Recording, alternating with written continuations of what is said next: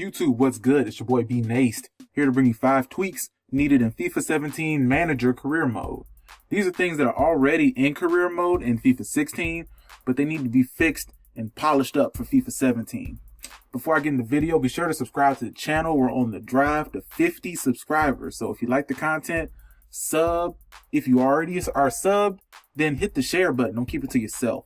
Also, if you like the video, hit the thumbs up. We're trying to aim for 10 likes on this video. Also, follow me on Twitter at BNaceYT. And on Facebook and Instagram, it is BNaced. So I got 5 tweaks for manager career, and I'm going to go from the bottom up. These are kind of sorted, part simplicity to implement, part complexity to implement, part necessity to implement. So starting number 5 is fix the way that you plan your team. Fix team planning.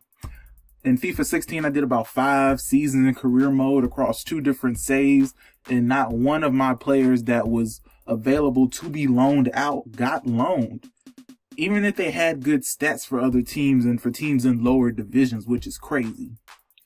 Not to mention there's the whole pre-contract glitch where if you sign a player on a pre-contract, there's that off chance that he could still get signed somewhere else. Plus, I've had youth academy players just up and leave with 0 notification that they were leaving. Plus, I've had youth academy players up and leave with 0 notification that they were leaving. You can't build a team this way. EA could even add a future team look, for example, where you could show players that are coming next year on pre-contract, players whose contract is up, so you have an idea of what your team for the next season looks like. Moving on to number 4, they need to make the way that you handle the budget make sense.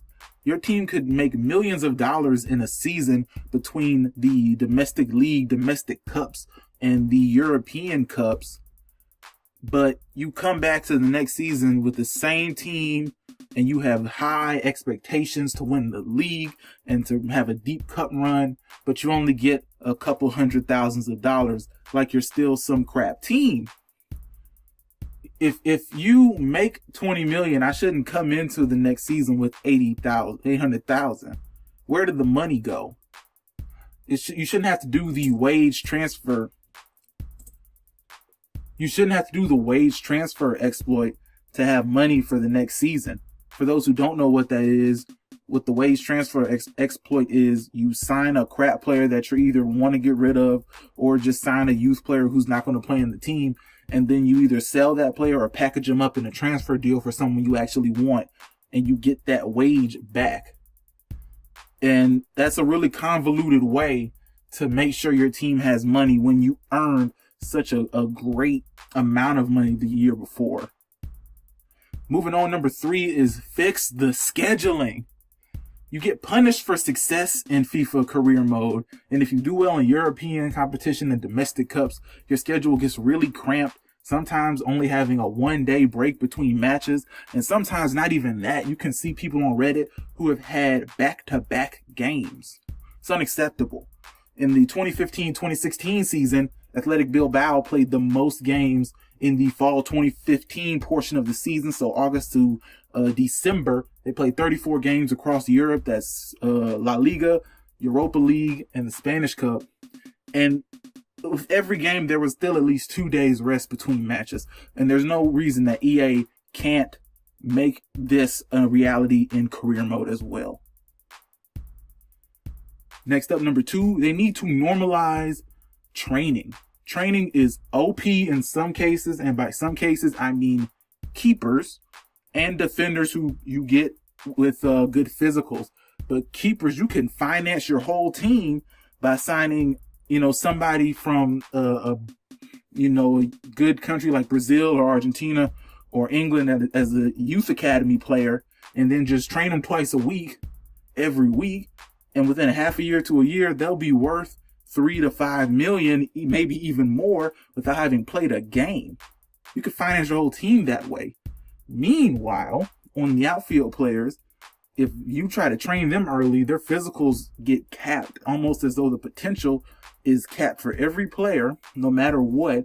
It's not dynamic at all, and it just capped. So if you raise up his technical skills, you raise up shooting, passing, defending, then speed, acceleration, stamina, those things don't rise. And that makes it really hard to use the player. You end up with a whole team of Toni Kroos's, Francesco Totti's, and Per Mertesackers with Neuer in the goal. That's what you end up with. So they need to normalize training, make it so that it doesn't go so hard that it throws off a player's growth in their physical stats, and so that you can't just game it with keepers. And the last one, number one change tweak that EA needs to implement for manager career is they need to randomize the mode. Now, if you saw AA Skills video about this, he goes into this much more in depth than I do. But basically is this: gamers shouldn't know who's going to be an excellent player when they jump into career mode. Potential should be random. Older players should be able to grow just like younger players. Younger players should be able to flame out just like real life. Ibra's 34 and he keeps getting better year in and year out. I shouldn't know going in that I need to sign Renato Sanchez and Brielle Mbolo because they're going to have huge potentials. My scout should find that, not so FIFA. So there it is, guys. That is the 5 tweaks that manager career needs for FIFA 17. If you like the video, hit that thumbs up. I'm trying to get to 10 likes. If you like the content, hit the sub button so you can get more of it to your YouTube feed. Follow me on Twitter at BNaceYT, Facebook and Instagram it's BNace. Thank you for watching. I will see you soon.